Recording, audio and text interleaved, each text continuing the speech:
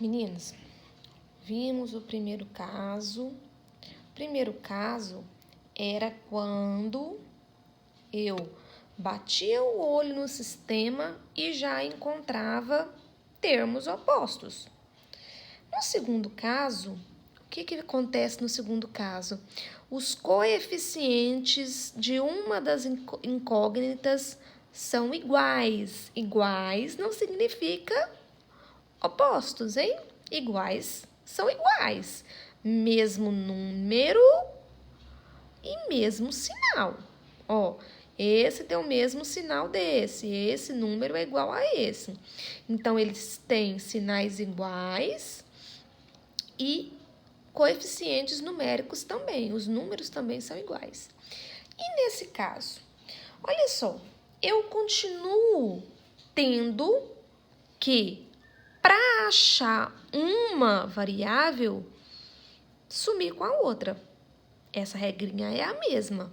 Não tem como eu achar duas variáveis se eu não tiver o valor de uma. Para encontrar o valor de uma variável, eu tenho que sumir com a outra. No caso aqui, eu não tenho x e y. Ou eu vou sumir com x ou eu vou sumir com y. Se eu sumir com x, eu acho y. Se eu sumir com y, eu acho x. Certo? Olha só, nesse segundo caso, eu vou bater o olho e vou ver que eu tenho variáveis ou incógnitas, tanto faz, iguais. Mas e aí? Elas sendo iguais, elas não vão anular. E eu preciso que elas anulem para ficar só uma variável. E aí, como é que isso aqui vai sumir daqui? Como é que eu vou eliminar isso aqui? Para eu eliminar isso aqui, porque uma letrinha aqui vai ter que sumir. No caso aqui, que os coeficientes numéricos são iguais em y, significa que eu vou ter que sumir com y e trabalhar com x. Para esse ficar o oposto desse, eu vou ter que fazer com que esse vire o oposto desse e volte lá para o primeiro caso. Como é que isso, meu Deus, vai ficar o oposto disso aqui? Eu sei que não é. Porque aqui é menos 3 e aqui é menos 3. Mas eu vou ter que fazer com que isso vire o oposto disso. Eu vou ter que fazer uma multiplicaçãozinha para isso virar o oposto disso. Será que eu vou ter que multiplicar por quanto para isso ficar igual a isso? Porque os números estão corretos, eles já estão iguais. Só o sinal que está me atrapalhando aqui, porque os dois são negativos. Será que eu vou ter que multiplicar por quanto para não alterar o número? Porque eu não tenho interesse que mude o número. Eu tenho interesse que mude apenas os sinais. Então, qual que é aquele númerozinho, elemento neutro lá na multiplicação? É o 3 ou é o 1? Opa, é o 0 ou é o 1, que é o elemento neutro da multiplicação, que quando eu multiplico, é como se eu não estivesse multiplicando. Não é o 1? Então, eu vou escolher uma das duas equações e multiplicar por 1. Veja só, se eu multiplico por 1, não vai acontecer nada. Tem que ser por quanto? Por menos 1. Por quê? Porque eu tenho que trocar esse sinal aqui, ó. Eu multiplico por 1 porque quando eu multiplico qualquer número por 1, eu não altero, ele é elemento neutro. Eu multiplico por negativo porque aí eu vou trocar o sinal. E é isso que me interessa. É essa troca de sinais nesse momento aqui, ó. Ah, mas aí você vai falar assim, eu poderia multiplicar a de baixo? Poderia. Essa é a grande vantagem de trabalhar sistema, gente. Você pode trabalhar com qual equação você quiser, que vai dar o mesmo resultado no final. Quando a gente for lá para o terceiro caso, é que vocês vão ver que vai ter diversas maneiras de resolver o sistema. Então, às vezes eu multiplico por 1 e você, quando a gente estiver lá no terceiro caso, eu estou falando, eu multiplico por um número e você vai ter que multiplicar por outro, você vai querer multiplicar por outro. Nosso cálculo vai ficar diferente aqui no meio, mas nosso resultado vai ficar igual. Então, aqui, se você quisesse multiplicar de baixo, poderia. Eu vou multiplicar de cima, mas poderia ser de baixo. Quando eu multiplicar por menos 1, eu estou multiplicando toda essa equação. Eu não posso multiplicar só o menos 3y.